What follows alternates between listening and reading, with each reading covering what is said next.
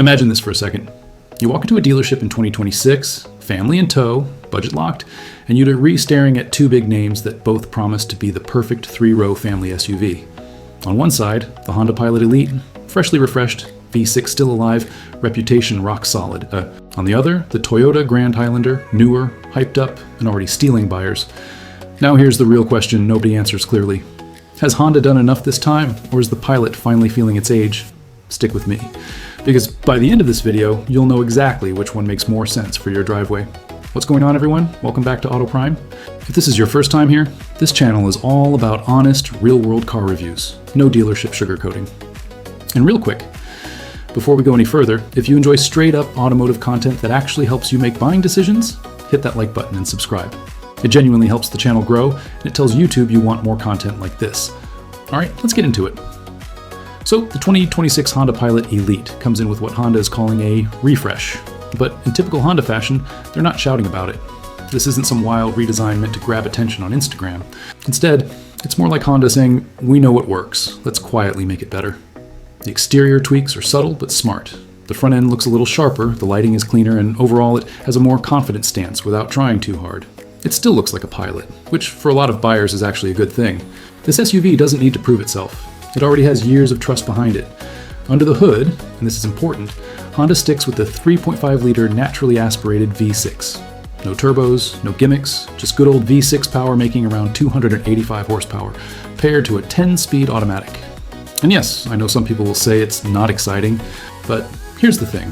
For families, reliability and smooth power delivery matter more than flashy numbers. The Pilot feels predictable in the best way. It accelerates smoothly, merges confidently, and when you're loaded with kids, luggage, and groceries, it never feels stressed.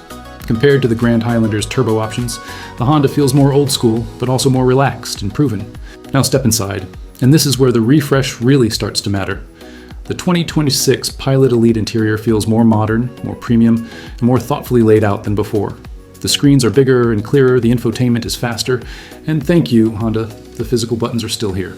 Volume knob, climate controls. You don't have to dig through menus while driving. The materials feel solid, the seats are comfortable even after long drives, and the Elite trim gives you all the luxury touches you'd expect without feeling overdone.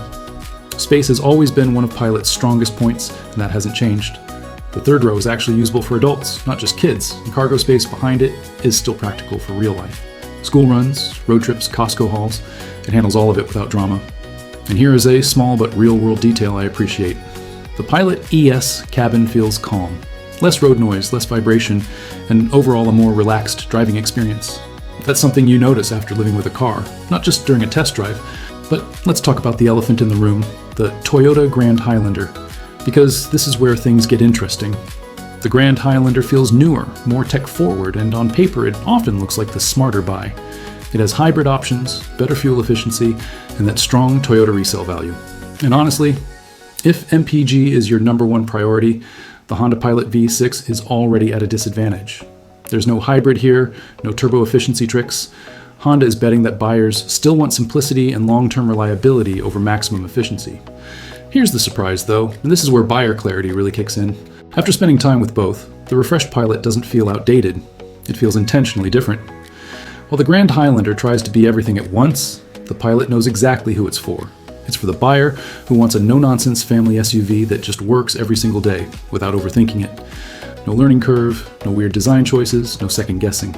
Driving-wise, the Pilot still feels more planted and natural, especially on longer trips. Steering is predictable, ride quality is comfortable, and visibility is excellent. This is the kind of SUV you trust your family in, and that trust factor is something Honda has built over decades. It may not win every comparison on paper, but it wins where it matters emotionally. Now before we wrap this up, here's a question for you, and I really want to see your answers in the comments. If you were buying a three-row SUV today, would you pick proven V6 reliability like the Pilot, or would you go with newer tech and better MPG in the Grand Highlander? Drop your thoughts below, because the Auto Prime community always brings solid discussions. So, can the 2026 Honda Pilot Elite beat the Grand Highlander? The honest answer is, it depends on what you value. If you want efficiency and future-forward tech, Toyota has the edge.